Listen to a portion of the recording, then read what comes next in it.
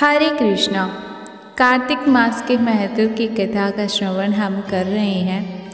ऐसे में आज कथा 4 का अध्ययन करने जा रहे हैं। जो कोई भक्त सच्चे मन से कार्तिक मास के स्नान के बाद इस कथा का श्रवण करता है, भगवान विष्णु उस पर अपनी कृपा दर्शाते हैं।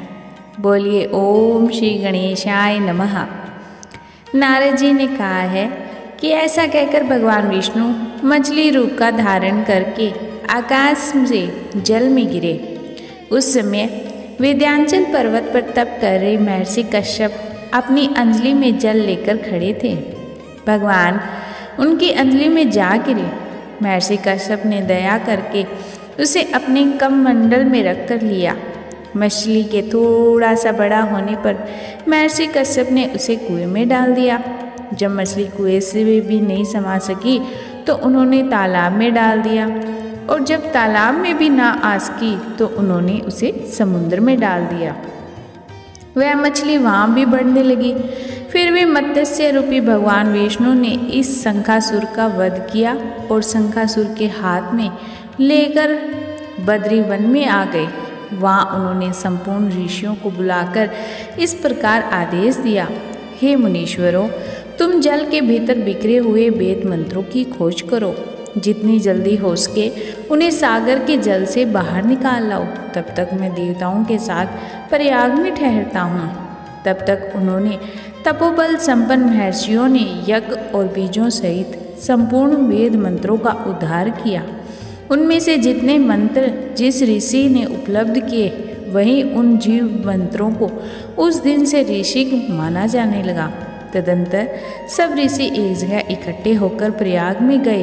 वहाँ उन्होंने ब्रह्मा जी सहित भगवान विष्णु के उपलब्ध हुए सभी वेद मंत्र उन्हें समर्पित कर दिए। सब वेदों को पाकर ब्रह्मा जी बहुत ही प्रसन्न हुए। उन्होंने देवताओं और ऋषियों के साथ प्रयाग में अश्वमेघ यज्ञ किया।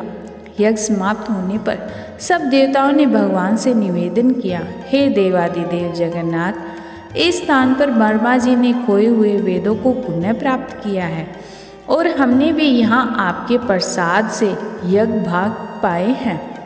अतः यह स्थान पृथ्वी पर सबसे श्रेष्ठ, पुण्य की वृद्धि करने वाला एवं भोग और मोक्ष प्रदान करने वाला हो। साथ ही साथ यह समय महापुण्यमय और ब्रह्मघाती आदि महापापियों की भी शुद्धि करने वाला हो, तथा त्यह स्थान यहाँ दिए हुए दान को अक्षय बना देने वाला हो, ऐसा वर दीजिए। तब भगवान विष्णु ने देवताओं से कहा कि तुमने जो कुछ कहा है वह मुझे स्वीकार है। तुम्हारी इच्छा पूर्ण होगी। आज से यह स्थान ब्रह्म क्षेत्र के नाम से प्रसिद्ध होगा।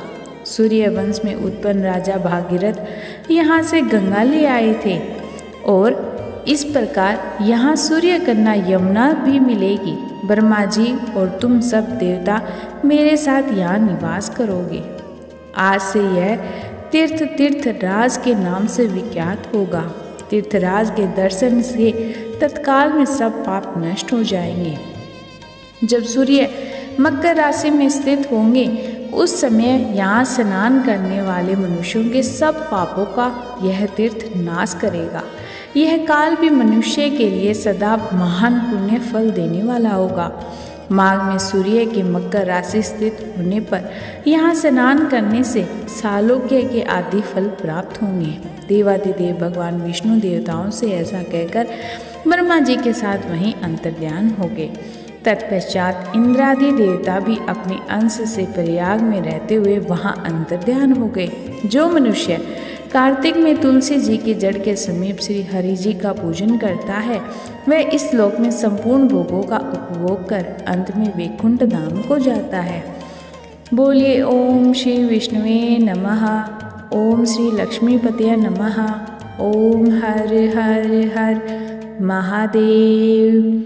आपको कथा कैसी लगी कमेंट सेक्शन में ज़रूर बताइएगा। साथ ही साथ हमारे चैनल को लाइक और सब्सक्राइब जरूर कीजिएगा।